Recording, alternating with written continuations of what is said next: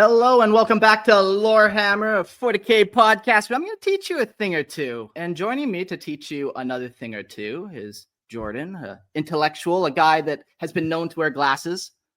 Yeah, that's about as close to intellectualism as I get. Yeah, you don't want to go too close to it otherwise, yeah. And we also got another guest joining us today, David, for the first time. Hey, welcome to the show. This is a nice little soft intro for you. Welcome. Hi, welcome. Thank you very much for letting me join you.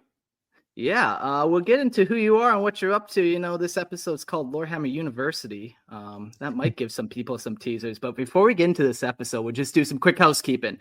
Come join the Patreon for $2.50. You get ad-free. Don't want to listen to ads? You hate when I sell you women's lingerie? I don't know, just $2.50. Patreon, go get it.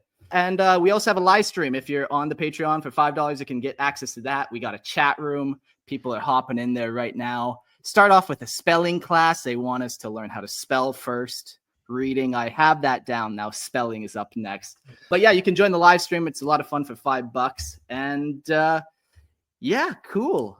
Let's just really get into it. Jordan, you want to read the official intro for David? So today we have with us Dr. David D. Perlmutter. He is a professor of media and communication at Texas Tech University. He is the author and editor of 10 books on political communication, new media technologies, and conflict, including Visions of War, Picturing Warfare from the Stone Age to the Cyber Age, Blog Wars, The New Political Battleground, and Photojournalism and Foreign Policy, Framing Icons of Outrage in International Crises. He has taught classes on creating and critically analyzing media for almost 35 years. In Warhammer, Age of Sigmar, he was a scholar of the Collegiate Arcane in Azurheim. In the Warhammer 40K setting, he will serve as a scholar attached to the Ordo Xenos. So thank you, Dr. Perlmutter, for joining us today. Thank you. I'm very happy to be here. You guys were recommended about a month ago by one of my students, and then I started listening to your podcast and was just so impressed in terms of content, style, and your just technical abilities as well. We know people who don't do podcasts have no idea how difficult it is to do a good one. You guys do a good one. Thank you so much. Yeah, I always giggle when people are like, yeah, I'm going to start a podcast, make a quick buck, quick, easy in and out. Yeah, and then I'm going to join the NBA after, quick in and out there, make a quick buck. Thank you. Yeah, we put a lot of work in, but it's funny. Like I was thinking like, okay, so you're a university professor, very intelligent guy. Yeah, so you kind of emailed us, just begging to know more about 40K, and you had all these different ideas. You just shotgunned a bunch of ideas off to us. Yeah, and I was just very curious, like, how did you why'd you want to end up talking to us about 40K, though? We're just making dick jokes, and you say we do high quality, but last time I watched news, they don't do that kind of stuff. So what's up? Why do you like 40K, man? What? Well, I'll take you back in a time warp, I guess. I started in college, and my only extracurricular activity at that time was playing war games at the Wargaming Club. And they were divided really into two segmentum, I guess, or two factions. There were the people who played D&D, and then there were people like me who liked historical games. So playing the Battle of Stalingrad or Napoleon at Wagram or something like that. And we would play hex and counter type games, and then we would play miniatures type games. Okay. So I was really a historical gamer, and we had a sort of prejudice at the time, like, oh, we're not the elves and magic pixies people. And then I graduated, I moved, started playing at a gaming store that had gaming nights, and they segregated as well. They separated because they knew that the D&D people could not be with the historical gamers people. You can't mix the smells, man. If you mix the smells, it's too contagious. Together. Then one day, and this is the early 90s, so this is a long time ago and far away in the world of Warhammer, because Warhammer started in 80. What was the first set? Yeah, probably like 85 or something like that. I Yeah. don't know the exact one, but yeah. Well, so I don't remember the exact details, but this is something early 90s. A guy came in with Space Marines, and he was explaining to us what they were. And there were two things I liked about that sort of aligned with my love of historical gaming. Is first, there was a really interesting lore. There was history. It wasn't just, and then you're a mage or a paladin, and I have nothing against D&D, and I have actually played that a couple of times in my life when somebody else I loved wanted to play it. But um, I felt that there was like, oh wow, somebody has really thought out, like there's a history and these guys have a unit history, and like they have banners and the banners mean something. So I liked that. And then I also liked that they were rules of engagement. Like if you were in a firefight, your bolter, could only shoot so many bullets, and you had to figure out the angle and the kind of things that when we were playing miniatures, we took our little rulers out and measured. And so I thought, this is a game that certainly has magical and fantastic elements, but it follows the script that I really like for miniatures wargaming.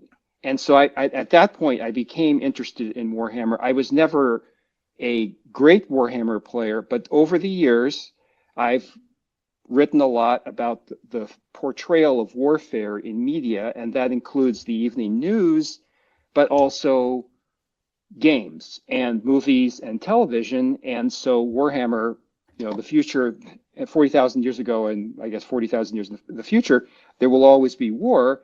And I just became fascinated by how the lore had all these points of contact with, I would say, actual history, but I think what makes Warhammer so successful is it treats itself seriously like actual history. It doesn't wink too often. I know there's been some discussion that when the game first started, maybe it had a few parodic elements, but it treats itself seriously and it takes the history seriously. And your podcast has done a great job of filling in a lot of holes that I had on there. And then I found over the years, students love to talk about Warhammer when I'm talking about what makes a good historical portrayal of warfare. So that's my entry point into having a conversation with you all. Yeah, I love all that. So old school historical gamer, like, we've had a couple of the original creators of Warhammer on the show, and they're all those, historical gamers too. And a lot of them were like, they have historical degrees and all that. So, you're nailing 40K on the head. Exactly. It's this unique blend of these very recognizable. Is that a Roman in space? Well, we got Ultramarines, like it's so recognizable that basically anyone can get it. I took 7 years of Latin, and finally I can put it to good use by. Yes, you understand High Gothic now. You can translate. That's perfect. Yeah, just stuff like that. Like that, just those little tie-ins where they're made up languages based off an old language, little tie-ins like that. So do you have a favorite faction that you kind of gravitate towards? I let my students tell me what's going on. And now that I've brought up Warhammer in class for 25 years, it's interesting to me what's new, right? So like right now, the Sisters of Battle, which I actually went out and bought the set for, I haven't painted them or anything. I have not created them, but the Sisters of Battle are very popular. The Space Wolves are very popular. Chaos Marines are very popular. And I'm blanking now on some of the other ones. And then there, I guess there's two kinds of Warhammer players, just from the discussion about like which faction my students choose. First of all, it is expensive of some expense to purchase and like paint. And then once you've painted them, you fall in love with them. I'm still in love with the 15 millimeter Russian Napoleonic army that I painted 40 years ago. I still have them. They're still, precious to me. You don't want to throw away something you put that much time into, even if you haven't done a very good job. Yeah. So once you've painted, this is something probably I'm going to ask you guys, because I have this discussion with the students, is like, once you've painted a faction, can you really give it up? And it's almost like getting a divorce, from your All this your time. ministers. Yeah. It's not worth starting a new army. It's going to be expensive. Yeah, so the most recent discussion we've had, and then the core of Krieg, I'm not pronouncing that correctly, the core of Krieg, that is really popular. Yeah, I feel like that there's been a couple, I've been doing this hobby for 21 years, and I've definitely noticed blips and like ebbs and flow of what hits. And the Death Corps of Krieg seem like they've been hitting hard recently. Like those kids and their darn memes, they love the shovel memes. So yeah, and then for me, my most popular the one I'm most fascinated by, which I'm on my 4th novel, which I don't usually do that. I don't, because I'm more interested in the visual medium, is The First and Only of Tanith. I think that's a fantastic backstory that has resonances echoing through eternity, to paraphrase Gladiator. And I really like that story. And I guess if I was in the hobby as much as you guys were, and somebody could paint for me a unit, I'd like to be commanding the First and Only. Tanith, okay. Yeah, like Imperial Guardsmen, there's just something so like fucking epic about it, man. You're just this human fighting aliens in a trench, and like, you're hooped, but you're gonna do your best anyways, because if you don't, you're hooped. So yeah, man. The one thing I like about 40K is, especially like younger growing up with it and then now being adult, is it's this like hyper masculine thing that you can kind of just latch on, and you just feel the inner primal call of like, war almost, or just bonds of brotherhood or sacrifice, or these strong themes that we have, and that they do quite a good job of portraying for just like a fantasy game. Like the authors, like you said, they try to take it serious. Yeah, and on what you're saying, so 20 plus years ago, I wrote a book called Visions of War. It's out of print, so I'm not making any money from dropping about this, but it was called Visions of War, and it was a history of the visualization of warfare. It tried my attempt to have a sort of broad book, and I went back to cave paintings, and then the Neolithic, all the way through the Roman Empire, through the war of the day. When I finished the book was the Bosnia War, United States intervention in the Balkans. That'll never happen again. No, I'm just kidding. But so one of the things I tried to do in the book is I tried to divide up visualizing warfare thematically. So for example, I had a chapter on leaders and looking at how different cultures portrayed leaders. And one of my hypotheses, which I think applies to Warhammer, was that you didn't have to be an ancient Mayan and read Mayan language and be a professor of Mayan studies to look at a Mayan tapestry and figure out who's the head guy. Sure. Same thing with Napoleonic. Same thing with Russian World War II. Same thing with, Neolithic. You go back to the Neolithic, and there are rock paintings and rock carvings of two groups fighting each other, and you will see one guy has a bigger headdress, has bigger musculature, and a bigger spear than the other guy. So leadership has been a very early thing portrayed. And then, going from what you're saying, I had a chapter on basically bands of brothers, on camaraderie, on why today, if you interview veterans of an actual war, a fighting war, they'll tell you that it was a horrible time. No, very few people come back from war and say, boy, that was the greatest thing. I loved every minute of it. But Food they was will great.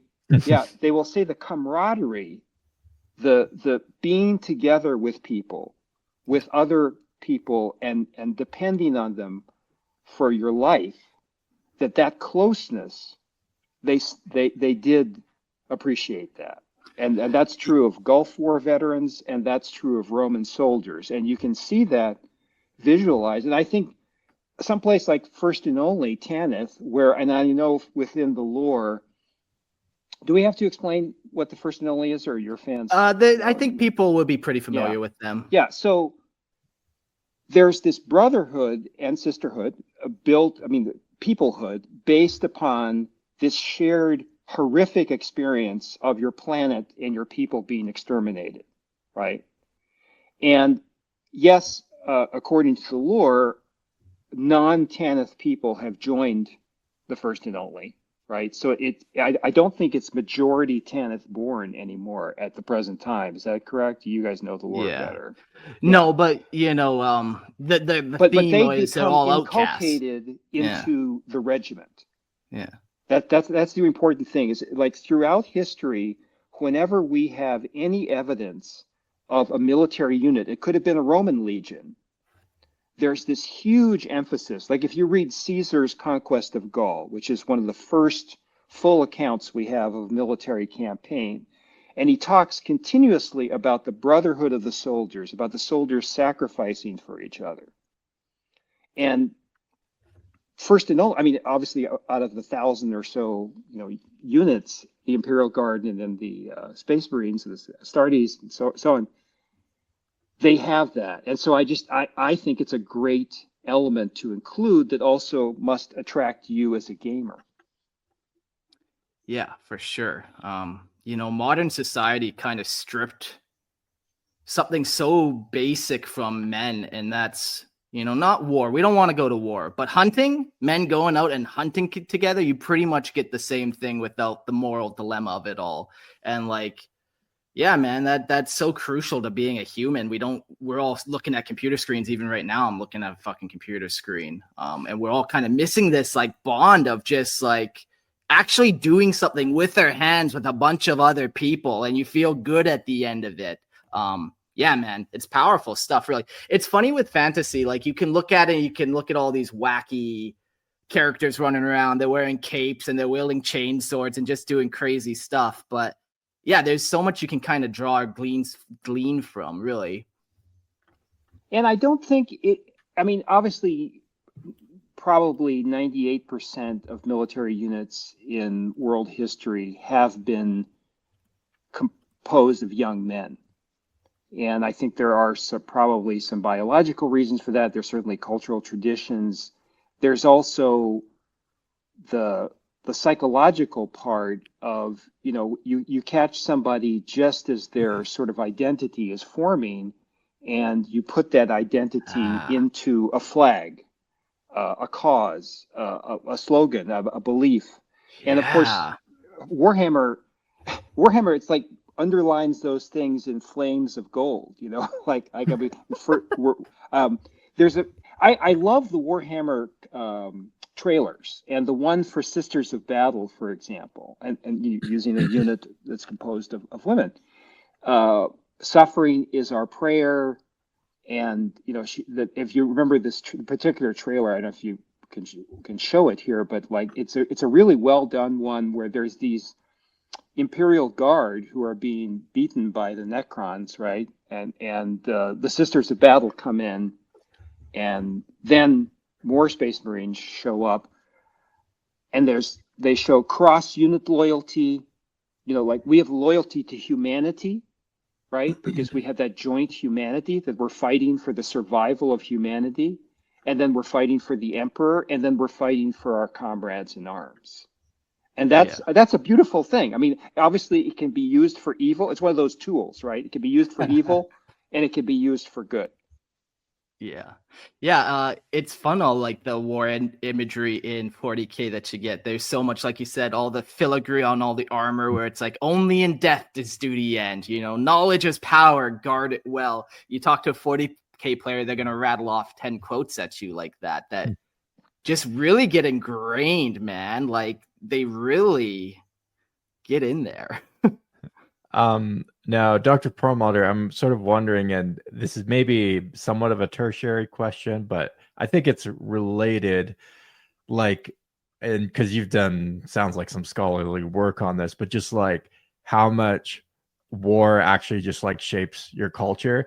And I've sort of made an observation. So like I'm a Canadian, right? And we didn't like we were involved in World War I and World War II, and that's sort of like tied into our national mythology, if you will. But like we didn't have like the Revolutionary War or the the war for independence like America had. And it, to me, there's like that almost like since they had that, it kind of defined what America is and what like America believes about itself. But in Canada, we kind of have, I don't know, we just don't have that strong like national identity that was really like shaped by a war that the Americans had. And I find that too somewhat of like different cultures that I just more that I read about, like the Russians, or the or even the French, like the French Revolution, things like these events in history that really shaped that culture. But then and then you have like other more Western democratic societies that didn't really have those, and newer countries, I would say too, like Canada and Australia are relatively new countries, and they didn't quite have those sort of cultural defining wars. I'm wondering, do you think that like war has that effect on people where that event in history like actually shapes the sort of national identity and even how people see themselves? Yes, absolutely. I mean, you think about the Warhammer, and I don't know if that's been there from the very beginning. The in the future there will be only war. Yeah. Right. I don't know how you can oversell that war has affected everything of who we are. I mean, that we have a country. I mean, that there's a border between the United States of America and Canada. That there aren't certain people who control that border. I mean, everything derives from war, and that isn't necessarily approval of war, but the fact that if you travel to parts of the world and you ask people who they are, they'll say, I'm Latvian or Egyptian or Canadian or Ecuadorian.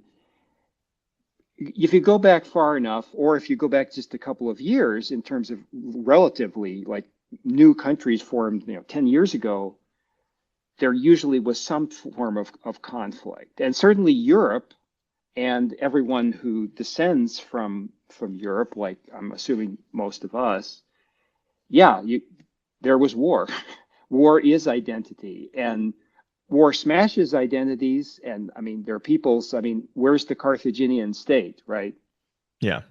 They lost the war, 3 wars, and then the final one. But where's the Roman state, right? I mean, this is a question about. I mean, by the standard narrative, nationalism really arose starting.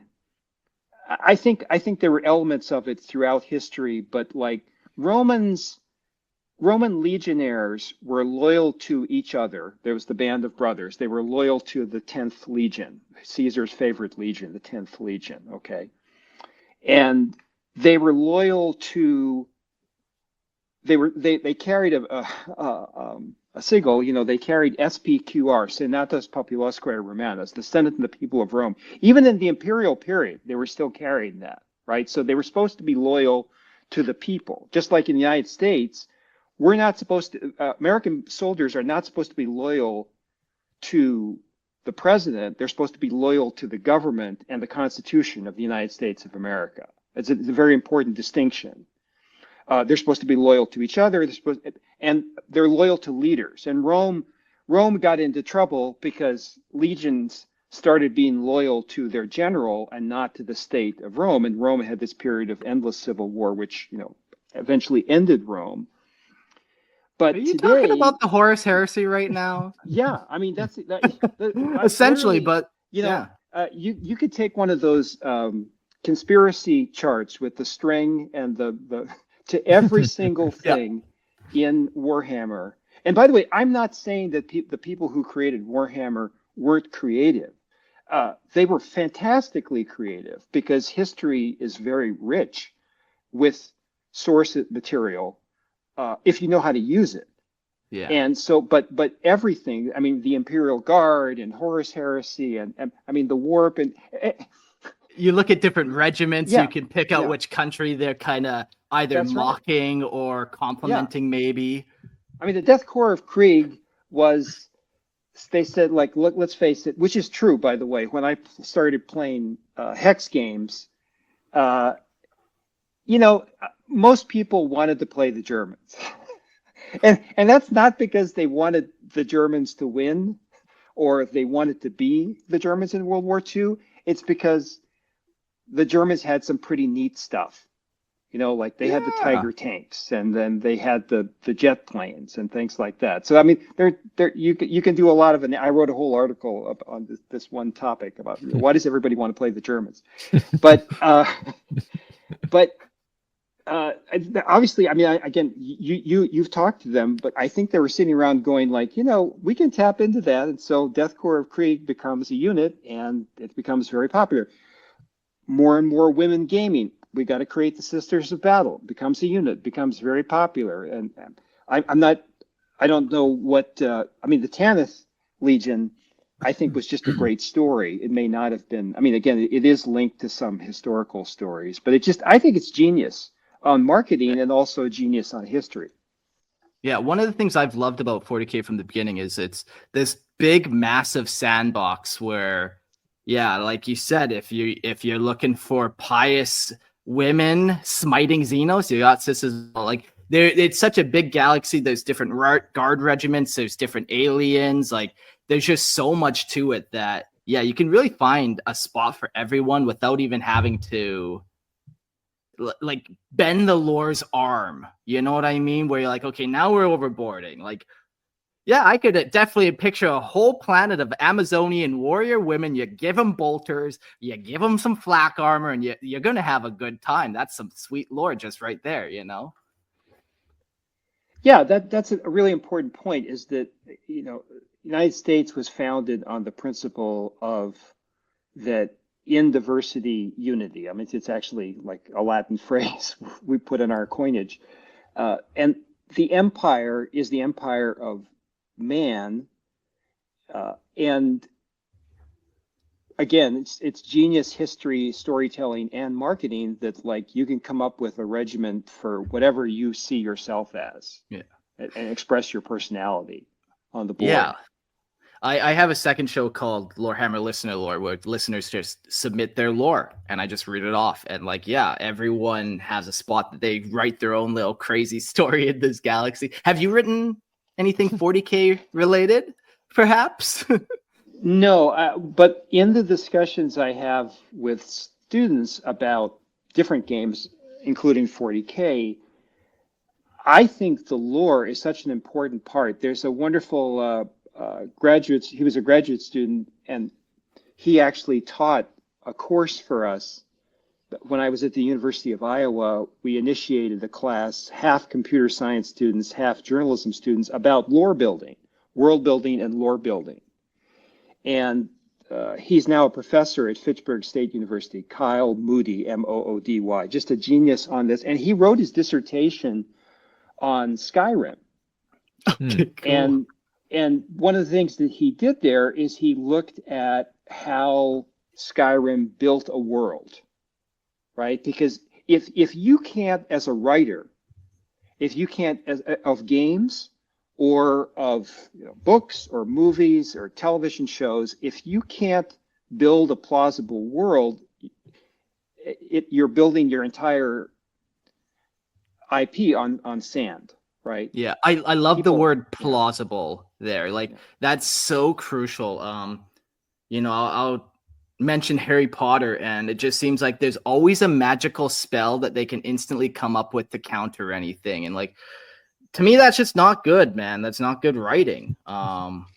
You need some like hard rules that you can't cross. You need some guidelines, some barriers, like, but also, yeah, flexibility and creativity. But yeah, like if you're playing basketball and now all of a sudden somebody's kicking the ball with their feet, you're kind of like, okay, well now we're not really, we need some some guidance for this universe we're all building together and playing in. Yeah, and obviously the Harry Potter books are successful.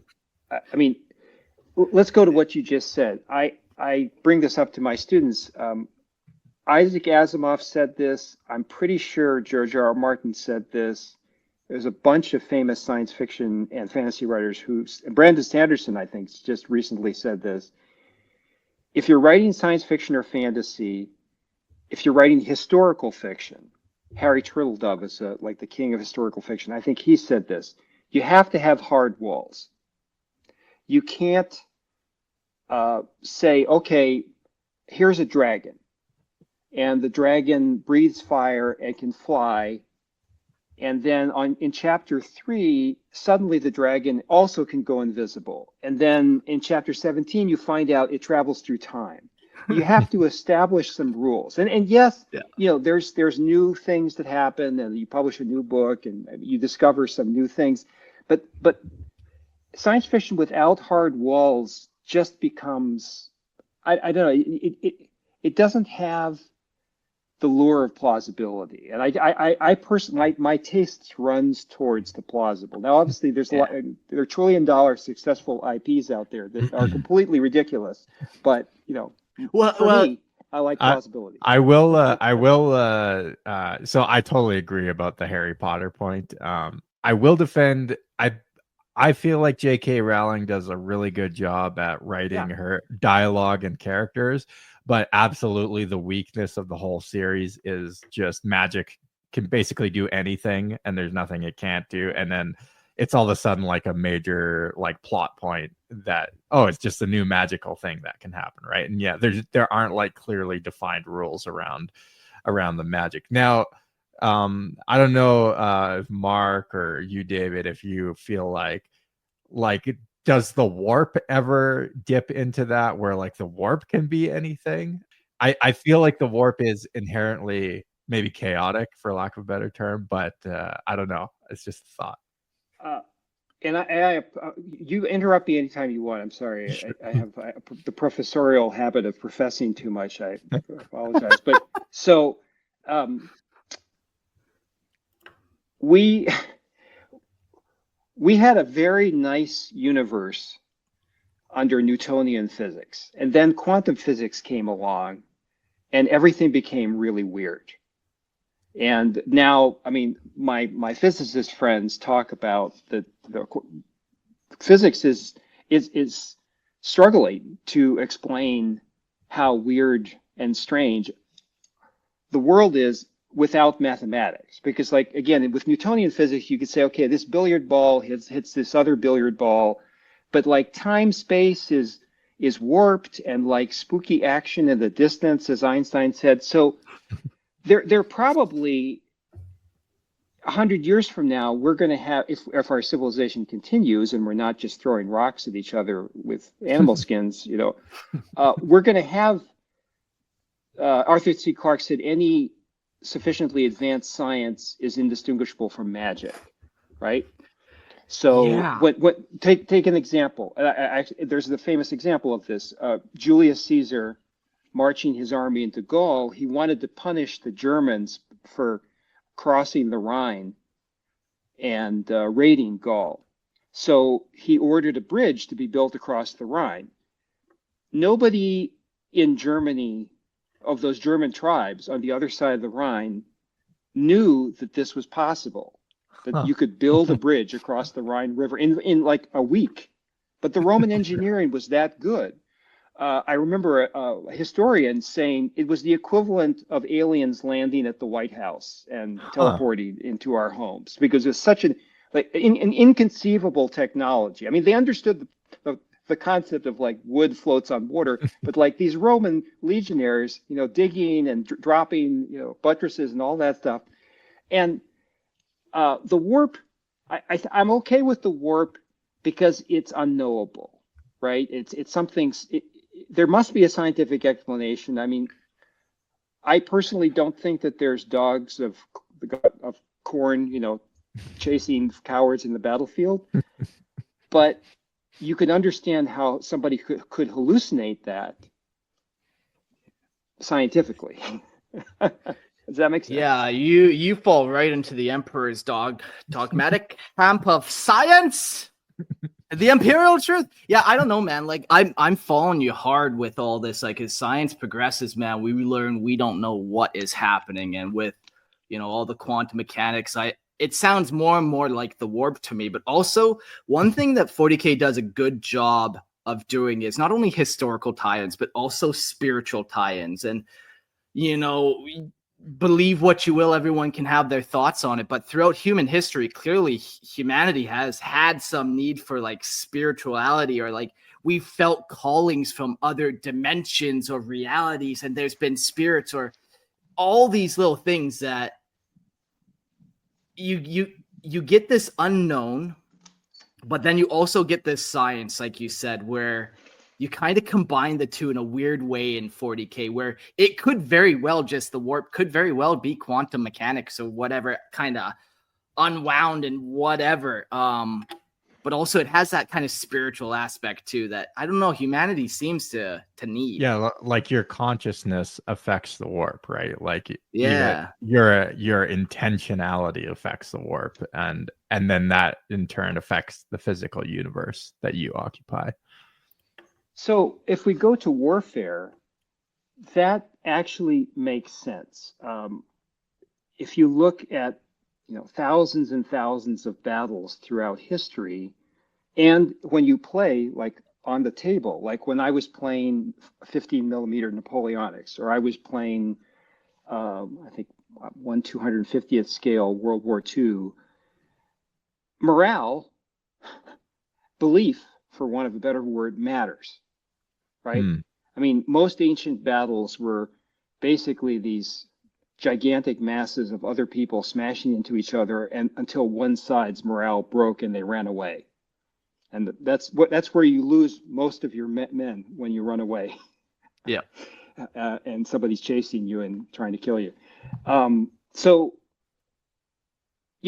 just from the point of view of like, if I got to be in the inner council of the emperor, and we were talking about like, okay, yeah, humanity is besieged. We have so many freaking enemies, and it seems like a new enemy is popping up every day. We have the Horus Heresy. Like this is bad.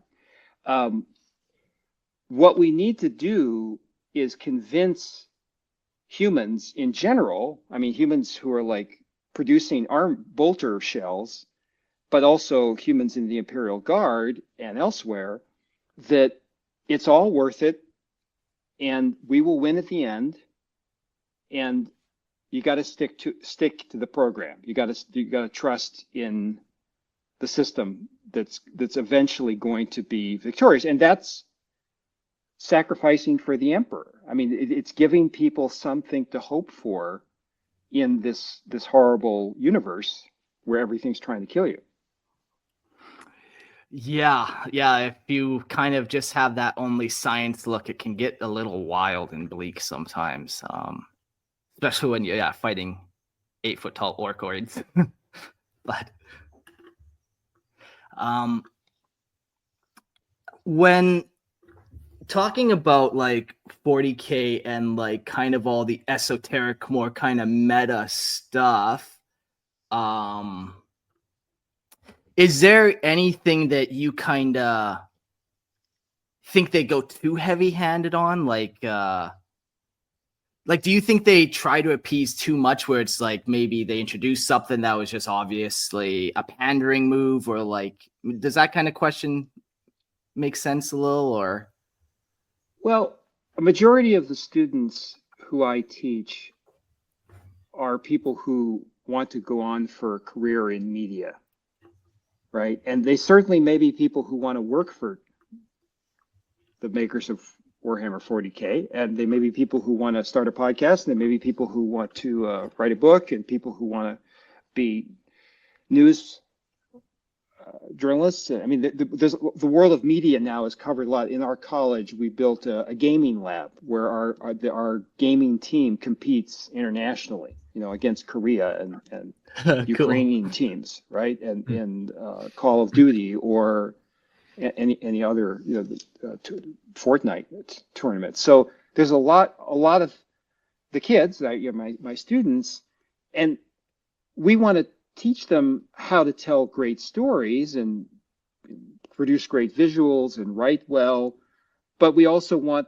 to do it within the economic reality. So I'm never too harsh on economic reality. I mean, if you want to be an artist that never sells a canvas and lives Okay. starving in your grotto, I don't want any of my students to be that. I mean, if they want to do it, Yeah, they can no, do it, but I'd rather them have a job.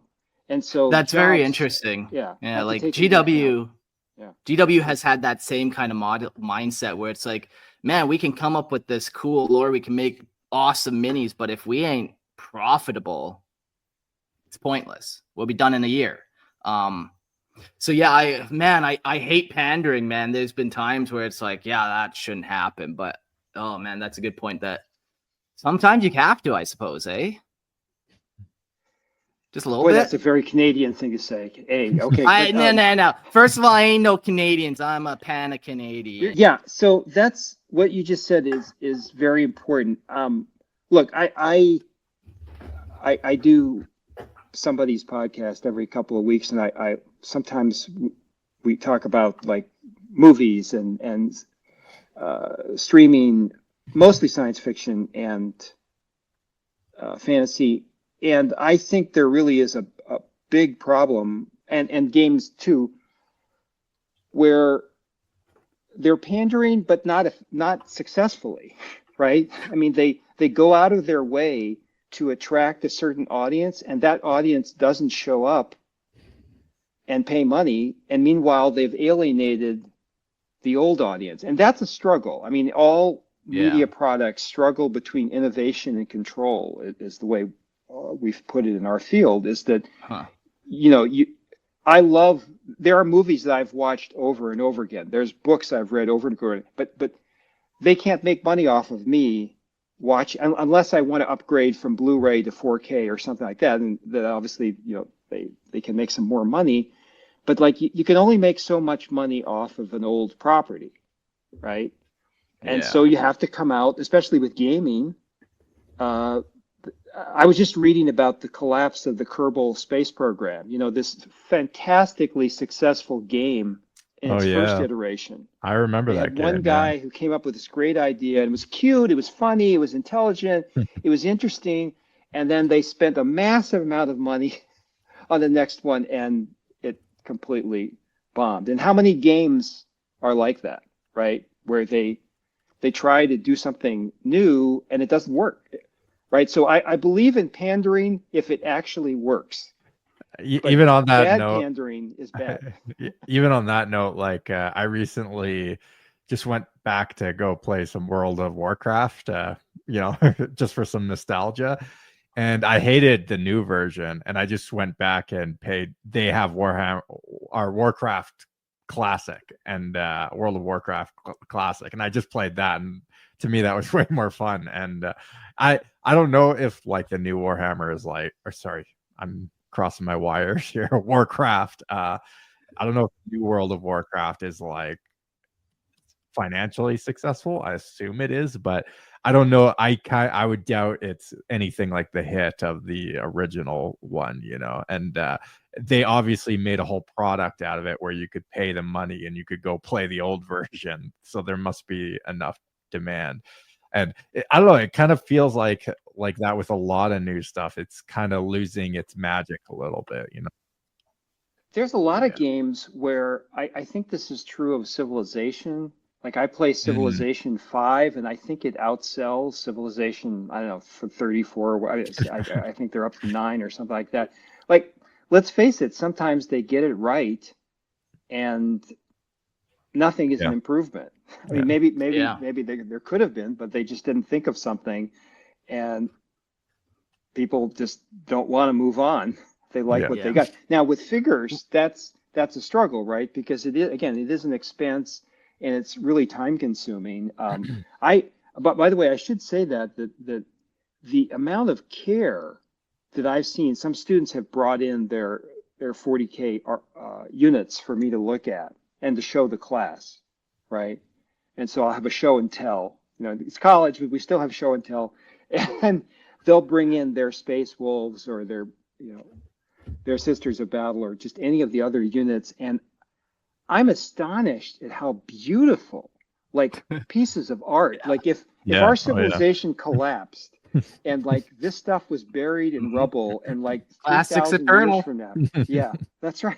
I mean, 40,000 years from now, they dig up, that somebody's house and they find these little beautiful Space Marines. I mean, first of all, they're going to misinterpret them and go like, "Oh, okay, I guess these were like what the soldiers of Canada, wore to go to battle in the at the time." Yeah, the famous Battle of Quebec. They wore the Space Wolves uniform. They'll get very confused. But just that, I think that's really important too. You mentioned about like the filigree. That one of the things that's interesting we actually have very little. You'd think we'd have more because like the Roman army was around a long time, but like I read archaeological journals and also popular things about the Roman army, we have very few Roman shields and Roman helmets. And what's interesting is that yes, a lot of them were similar, but they were also different. Like you obviously you wanted to distinguish yourself. I talk about this in like my book. Like there's a reason people wear uniforms is because friendly fire is not fun. Like you want to make sure you distinguish yourself from the people that your friends are trying to kill, especially in a melee situation, right? But there's also people want to have something that distinguish themselves as an individual.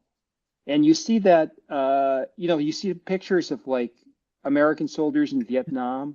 They had one uniform for like Marines, but then they personalized things. Their Zippo lighter and their helmet, they wrote graffiti on it, and the playing card and the hat. There's tension there between the unit has to look the same, but people also want to distinguish themselves. Yeah. 40K does that perfectly, where it's like you got these bright yellow soldiers running around, and why? You do it for the rule of cool, because it looks cool. You're going to earn some renown. Like you got to make sure the enemy knows who killed them. Yeah. With war propaganda, it's pretty wild. Just kind of what they can get you to make, or what they can get you to think is cool and fun. And you watch some of these like videos that the Navy puts out for recruitment videos or whatever, and just how it's so cool looking. Everyone's jumping out of helicopters, so much fun, but they don't show the nitty gritty of it as much. Well, that's really interesting because, like, okay, you're the experts. You tell me, is it possible to live in an imperial world and not know that if you join the Imperial Guard, there's a chance you're going to be in battle and killed, right? Like there's no way to cover that up, and they don't try to. If you go to Google right now and just search recruiting video and enter any country, it's really interesting to see the differences between different countries. Like some countries, like the Netherlands, their recruiting videos don't heavily hint that like the Netherlands are going to go to war, because it's really actually pretty unlikely the Netherlands are going to go to war. On the other hand, look up on Google Azov, A-Z-O-V, battalion, Ukraine. These are the elite Space Marines of the Ukrainian army. Just recently, the Russians had a breakthrough on the Ukrainian front. And who did they send in as a fire brigade to stop the Russians? It was the Azov Brigade. If you look at their recruiting videos, you will see something straight out of the Space Wolves or, I've seen a lot of those guys. They wear purity seals. They put Aquilas on them. I know there's a lot other stuff going on with them too, ideology wise, but no, they're definitely, I've seen some of them literally jacking 40K stuff up for sure. Yes.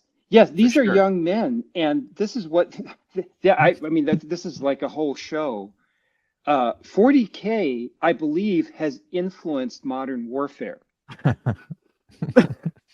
Sure, man. Why we not? always think about like 40K borrowing from history, but like these young men who are in the Azov battalion, or they're in the Russian elite forces, or the Israeli or the Iraqi elite forces for that matter, they don't live on some other planet and they've never watched media.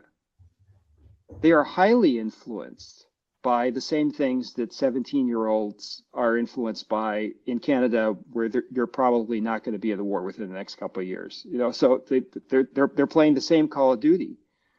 Call of Duty and Halo and like how many hours international cultural languages.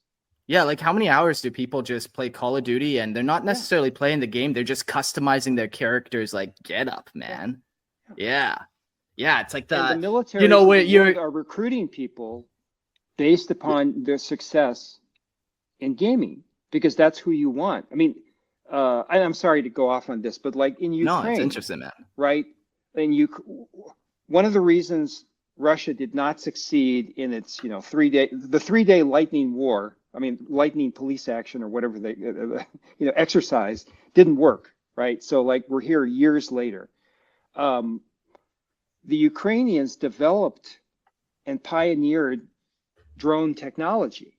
Well, who put those drones together? It wasn't scientists at Ukrainian universities. It wasn't the Ukrainian industrial military complex. You have physics students at Ukrainian universities taking time off to personally manufacture drones. I mean, yes, they buy drones from other countries and manufacture their own drones now, but like you have little handmade drones that drop one hand grenade on 2 Russian soldiers, and they're made by a student at a university. So like we have a war now in the Middle East and in Ukraine, but also in Sudan and other places where there's going on, where video games and sort of youth male culture have merged and are affecting actual warfare. Yeah. Wild to kind of think about that, really. But like, why would it not? Yeah, why would it not kind of blend together? Isn't the I could be wrong on this, but isn't like the current Russo-Ukrainian war like they're calling it like the drone war? It's like the most drones ever used in a war. I mean, prior to that, it was like the U.S. using drones a lot in the Middle East, but this, I get from what I understand, it's like gone into total hyperdrive. Yeah, this is like civilian drones, not like military. Yeah, I mean, we were talking about like war drives technology, right? I mean, we went from biplanes to jet planes in a few years because we were fighting an existential war called World War II, and like anything that could help to win got funding, including nuclear weapons, right? And now, if you look at some of the innovations done in the Middle Eastern wars and the Ukrainian, the Eastern European wars, warfare has been changed completely. There was an attack recently which actually reminded me of Warhammer 40K. Both, as it does, within a couple of weeks of each other, Ukraine destroyed 1/3 of Russia's bomber fleet, and Israel destroyed all of Iran's bomber fleet. And this had a profound effect on the Pentagon and like everybody, and Canada's defense as well, because wait a minute, it used to be we could park our bombers on an airstrip, and as long as we had like fighter planes doing patrols and we had radar, we didn't have to worry about anything. But like Ukraine and Israel both drove trucks up to the bases using espionage and launched drones out of those trucks. Wait a minute, they couldn't be intercepted. The United States spent like $500 billion or something on bombers, and like a guy can drive up a truck. Yeah, it's like it's asymmetric warfare, right? Like you have something that just completely has an elegant way of evading the ability for the opponent to stop.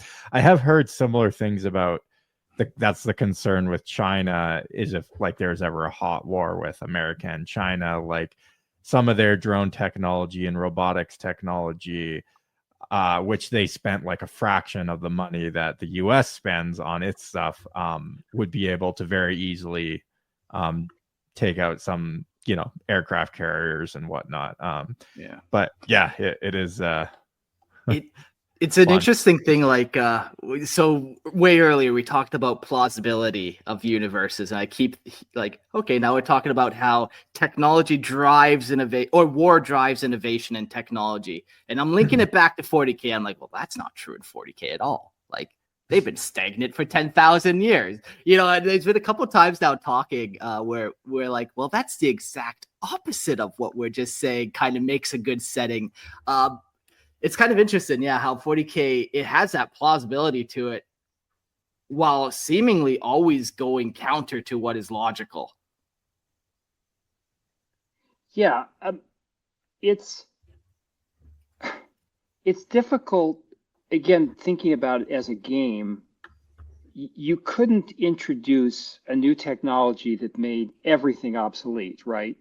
I mean, if somebody came along and said, well, yeah, I have a new, space blaster, and all I have to do is press this button, and like every Chaos Marine instantly dies.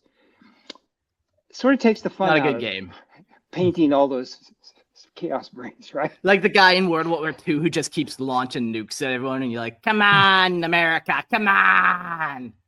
Yeah, we only had so many of them too. We only had 2 at the time. But so I think that, I mean, that makes sense that there's this balance of power. I mean, I know that you guys, again, are the experts. Like, I know for a long time, the Necrons, was it it was the TAW that was considered to be like, if you were going to spend money to build a faction, the previous rule set gave them an advantage. Is that correct? There's been so many rules, GW flip-flops, and you buy one, then they outdate it, so you have to buy another one. But right. We got a couple call-ins here that I'm not sure what they have to ask you or contribute, but we do have a couple, so maybe we'll get them in for a couple minutes, and then we'll wrap up the show here. We're getting almost near the end. Up first, we got Alpha Primus. Give your second there, and hey yo, welcome to the show. Hey boys, how are you all doing? Yeah, doing very good. Good. Fun little conversation we've been having. Kind of not standard for Lorehammer, but how you feeling? You latching on to anything there? Well, I like that we're kind of delving in between common reference points between Warhammer and the real world, because there is a lot of common reference points. But generally speaking, we try to avoid those reference points because we want to keep our hobbies separate from real life. Yeah, there's that fine line. Like, if they come out with a certain God Emperor of types, it's too close. We don't want that big of a reference point, I will say on that point, Alpha, it is, if you read like a lot of like science, especially science fiction, I'm not as much I haven't read as much fantasy to be honest, but in a lot of the science fiction, it's hard once you start reading a lot of it, it's hard not to see the contrast to the real world. Like, there's very few properties that like aren't connected in some way to like our own human experience. I think it's almost impossible to like not let it seep through. Some science fictions are like worse offenders at this than others, like if you watch the original Star Trek, all the aliens were pretty much anthropomorphic, very human looking aliens, which and if we good looking for it. Don't forget that. And apparently sexually compatible with humans, with Captain Kirk. But there's like very little imagination. And maybe it was just like a constraint of production at the time, right? Like now our production value has gone up so much that you can make some crazy aliens. But yeah, it is, it's very hard. Like if you even read like, Isaac Asimov's Foundation series, there's a lot of similarly Roman parallels there, which I find obviously with Warhammer as well. There's that too. But yeah, anyways, I just wanted to interject that point. There's somebody I'd like to quote here, and this, I guess this is my own personal taste rather than like everybody has to do this, but Tolkien once said that he didn't want anybody reading his works and going one for one, oh yeah, Sauron is Hitler, or he wanted something that actually Gandalf expresses this. He wanted something that was applicable, right? That like you could use the stories and apply them in future ages. And nothing ages more badly than current cultural references that are like Yeah, I'm watching Like, can Golden you Girls imagine right watching a now, science and they fiction keep show that has like Nixon jokes, Yeah. yes, Yeah. that's what happens. Yeah. I personally think applicable is better than allegory or one for one cultural reference. But And Isaac Asimov was a remarkable author because he was way ahead of his time with the thoughts he came. Like he predicted weather monitoring, like monitoring weather, and that predated any technology we had for that. Also in the Foundation series, he pretty much talks about like an AI supercomputer that's regulating everything, and that's something that's almost coming to a fruition now. So there is those parallels that you can find between sci-fi and the real world. It's just, like I said, generally speaking, it's a hobby. So people like to separate the hobby from the real world. Me You want personally, the escapism thing. yeah, I'm okay. I like seeing those parallels, but like I said, most people, they're in it for the escapism, not to see those parallels is the best way to put it. Like I said before, the whole thing that got me into Warhammer was the chaplains. And the reason the chaplains got me into Warhammer is when I was in the military, I had rosaries all over my barracks room and everything. So to me, like I identified as a Marine. I'm like, oh, these are Space Marines that are very religious. This is something I can relate to. So like it had a real world relation to me when I got into Warhammer. that's terrific. And I guess that shows that, like, on the one hand, we want escapism. Okay, I mean, I don't go to Warhammer to learn more about like current politics. I have no interest in escaping from Warhammer and get talking about the Senate or the Congress or the president. But when we can find connections and in our own life and our own identity, Yeah. as you're saying, sir, that I think that probably makes the game more interesting, right? Right. And then like a parallel you can make is like America is very focused on its defense industrial base, or what most people call the military industrial complex. Like that's what drives America's economy. And when you guys were talking about like technology being stagnated, like we have the Black Mamba, which uses anti-gravity technology. They're called bones, but we have exosuits that have batteries that can power them. But if that got introduced into the public market, it would make so much stuff obsolete. And they don't want to do that. They gotta kill all those humans first, Sounds like like petrol oil. Down. Yeah.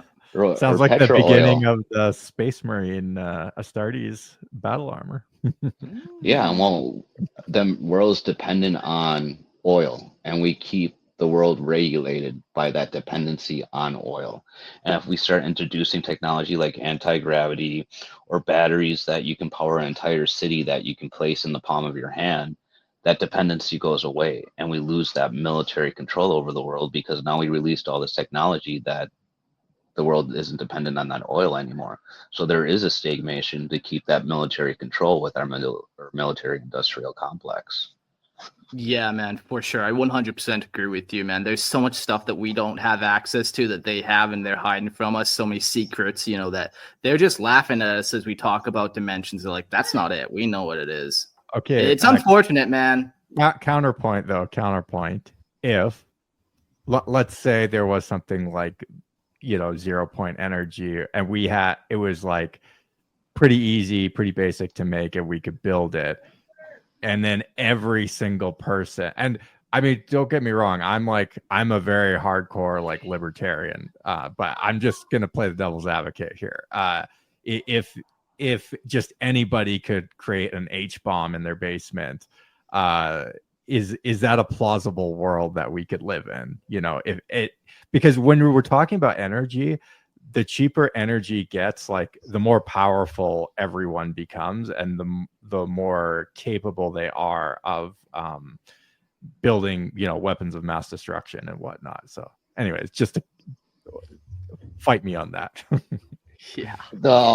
But then you have a new arms race, or a new Cold War, for a lack of a way to put it. And with that new Cold War, then America could potentially lose its dominance over everything. So you want to avoid that Cold War. Yeah, you have that technology. So if it ever comes to that point in day where we're fighting the entire world, well, we'll just blow up the rest of the world. But we're not going to tell the rest of the world we can do that. No, we want to keep our standards in place, so that way we can keep the world dependent on us and our technology. Yeah, man. I think currently, too, the world leaders are trying to drop our whole population, get rid of that whole problem of there's too many humans that would do too many irresponsible things with awesome technology. So none of us get cool toys. I'm looking at a picture of Saturnine Terminator armor right now. Come on, U.S. government, give me one of these. Why can't I have one of these? I'll be responsible with it. Another thing I wanted to focus on was censorship. So my unit, when we do deployments and come back, we would record videos of some of the more notorious stuff that was done over there that would never get released to the public. Now, I forget her name, but some girl released some of that stuff to Julian Assange's website, and then a bunch of people got in trouble for it. Chelsea so there's Manning. Yeah. Yep. And like, it was the stuff that you would see during the Vietnam War. So like, what's broadcasted to the public as opposed to the media that's accessible is completely different. And you see that in 40K with like a demon incursion. If a planet gets a demon incursion, they're going to wipe out that entire planet and say demons never existed. But go join your local Astra Militant. I love it. Wow. Well, that's all fun thoughts there, Alpha. You got any other ones? If not, we'll jump to the other call and Looper call. But my last one would be, there's just there was a lot of misunderstanding about the Azov unit and their ideology. If you actually look at the founding members, there's a picture of them surrounding a statue of Volas, which is a Selvic deity. And then like what was that called again? Molas? Volas, Volos. Interesting. And then like they use the Wolfen's Angel, which gets misconstrued with being part of Nazi propaganda. But the Wolfen's Angel actually predates even Nazi ideology, and you can actually find that with also back in Slavic regions. So a lot of it's Slavic based, but Nazis being Nazis pretty much took a bunch of different occultist ideas and put their own twist on it. So that's where you get a lot of these misconceptions are surrounding them. Interesting. I don't know nothing about that, but it's cool. Okay. They're still out there killing a bunch of people. So either way, I think they're kind of, probably not fun to hang around with. Well, but then again, they have a bunch of guns, so maybe that would be just a fun weekend to go hang out with them. I don't know. Let's go to the next call, and I think. Thanks, Alpha, for calling in. Yo, Looper call. We'll get you. Give us a little nod if you're ready. Looking like it. Hey. Yeah, I'm ready. Hey, how are you doing, guys? Good. Yeah, how are you liking this episode? What type of trouble do you want to get us into historically? Well, I've really enjoyed this episode. There's a lot of things that have been mentioned that have been something that I've looked at in the past, like the reference to the Mayans and the Romans. I was very interested in things like that when I was a child. It was quite a bit of a passion at looking at the ancient civilizations and how they used to do, like, even just like sorting out like minor conflicts within the civilization.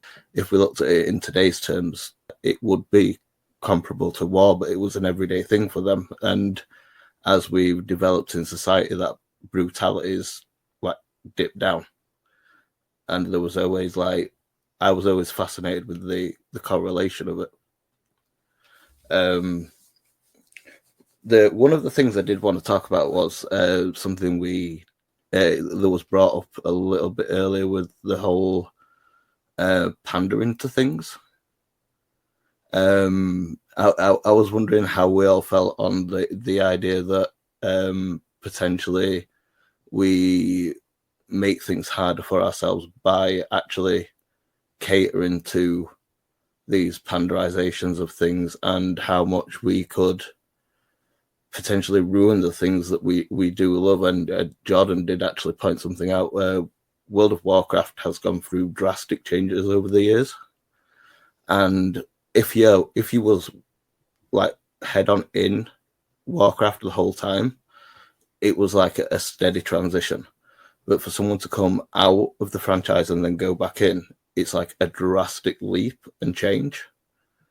Yeah. And have we, like, for you guys, because I'm quite new to 40k, so everything's all like still fantastic and new to me, but like, how much have you like seen that change, and how much has it affected your love for Warhammer in general, like because of how much they pander and cater to new people getting into it and trying to advertise to more of a wider range of people?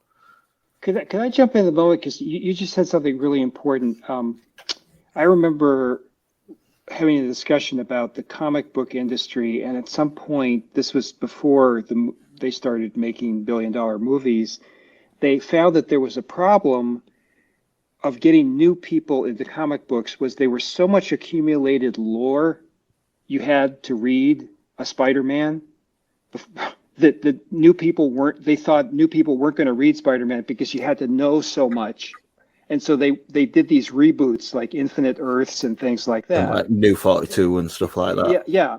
And some of them were successful. But to your point, one of the things that seems in my discussions with students, and I'd like to hear from all you gentlemen on this, that distinguishes this game from a movie franchise, is that every time you take your miniatures to a friend's house or to a gaming store at night, you create your own story. You don't have to, I mean, you can use the 3rd edition, right? Like, I mean, I know people who play D&D 1st edition. You do not, you can just show up and you can reject anything past 1997 if you want. Reject modernity, embrace tradition. Yeah, you can reject whatever version, and live in whatever version you want with games that you can't do with like a movie franchise. You just stop watching movies, I guess. Yeah. I mean, again, these gentlemen know much more than I do on this. Yeah. I mean, I think a good example of that would be the Jurassic Park series. Like, don't get me wrong, I don't like the way the story's going, but I'll still watch them because dinosaurs, and yeah, that, you know, it is what it is with that one. But like the new ones do cater to a wider audience that is attracting people in. But for people like me that like grew up with the original movie and stuff, I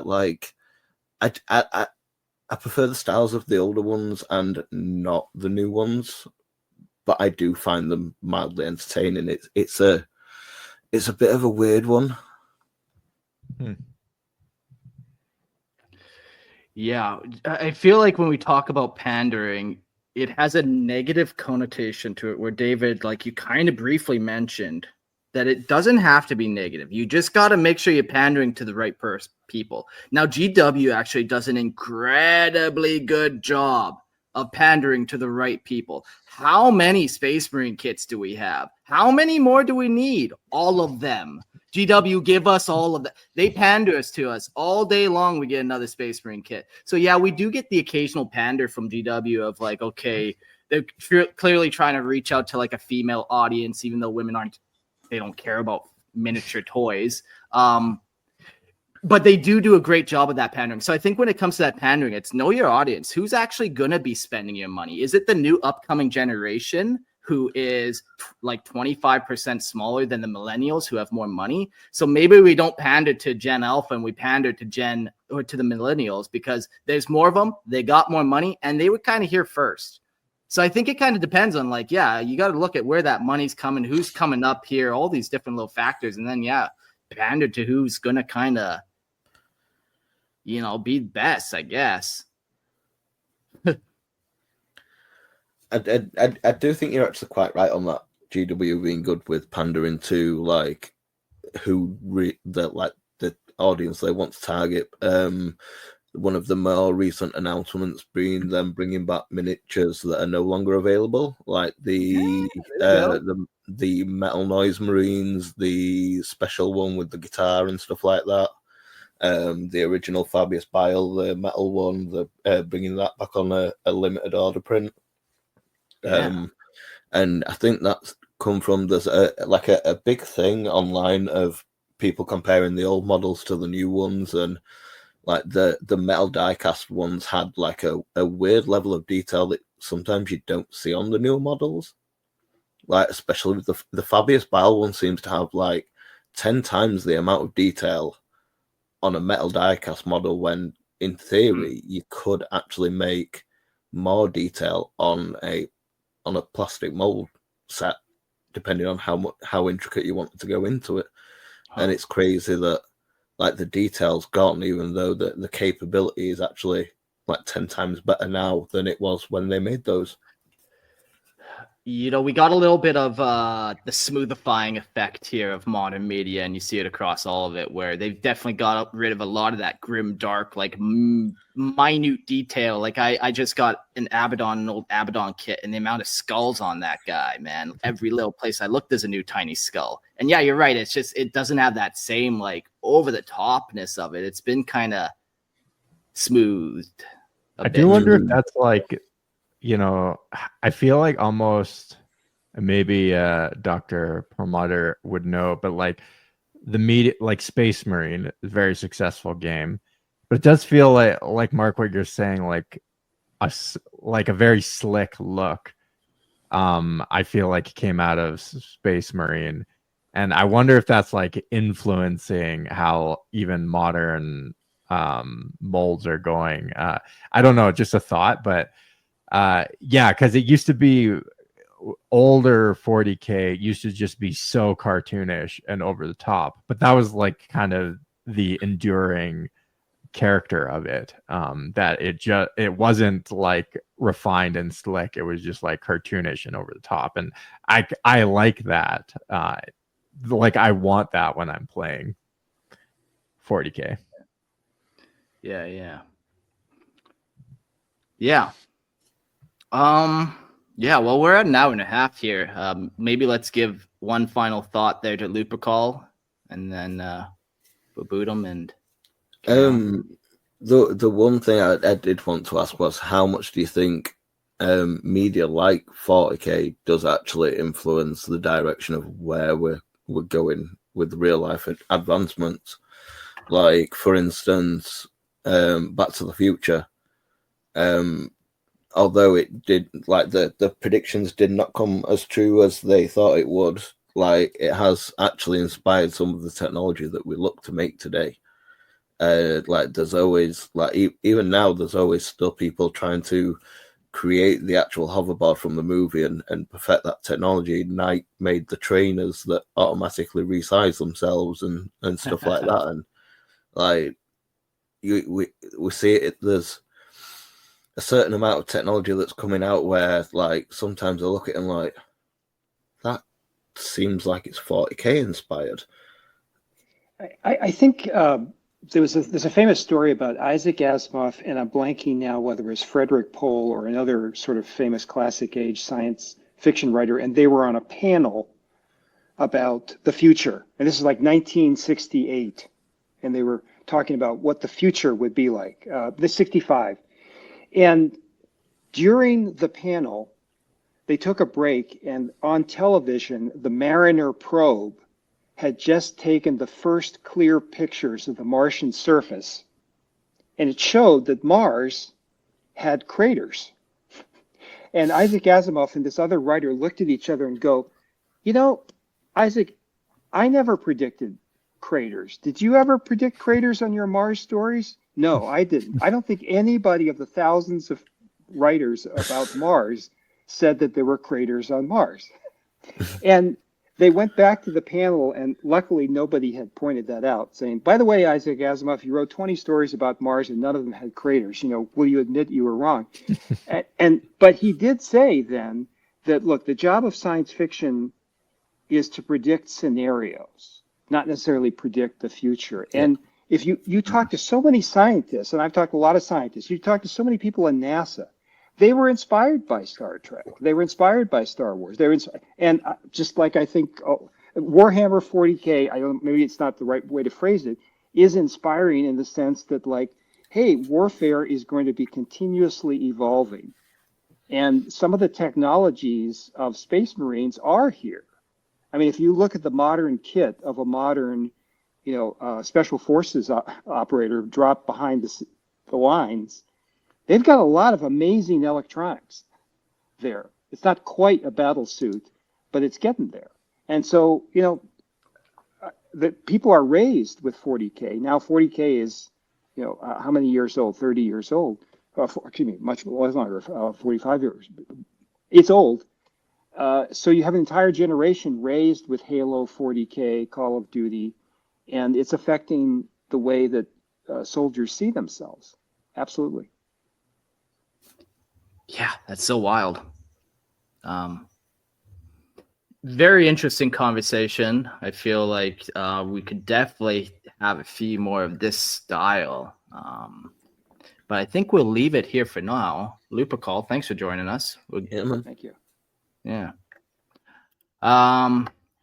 Dr. David, very interesting. It was a pleasure talking to you, man. My mind's racing right before bed, and that's always the best, I think.